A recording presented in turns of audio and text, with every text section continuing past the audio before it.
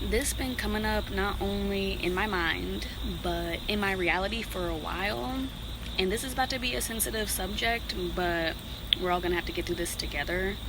Clearly, the masculine energy, now that could be male or female, but a lot of it does pertain to the male physically as well, have a lot of trauma, meaning that they have a lot of healing to do.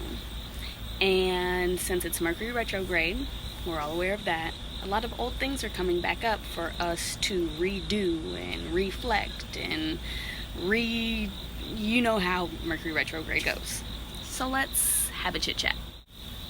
We as a whole are all reflections of each other. With that being said, that means about 99.9% of us, and I'm being so serious right now, have been either sexually abused, molested, raped, and also physically abused and verbally abused. We've all shared the same trait, and that's one thing that nobody likes to talk about, but it's the one thing that we actually all share, and we suppress the trauma and the hurt. When we suppress that trauma and the hurt, that later turns into anger and rage as we begin to mature and realize who we are and what we are as people and as spiritual beings. Now, I know that this isn't comfortable for a lot of people, but you will have to forgive those people that hurt you, because the reason they hurt you is because somebody hurt them. Hurt people hurt people. Those are facts. Now, I'm not saying that we have to be best friends with the people that hurt us, no, but we do have to learn to detach from the emotion. We do have to learn to continue to love ourselves, and we do have to learn to forgive, and that, it sucks. It hurts because I'm going through the same thing, and I know that a lot of men, they want to be manly and, protective and all these other things, warrior spirit.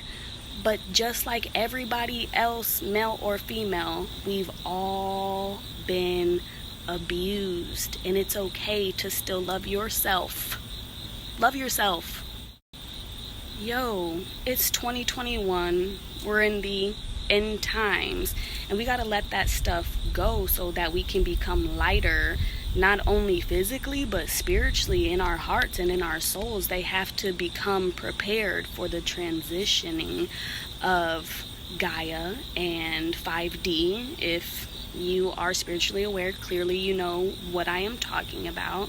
But at the end of the day, we're all one. So every person that you come in contact with is a reflection of you and your thoughts and how you're feeling at that point in time.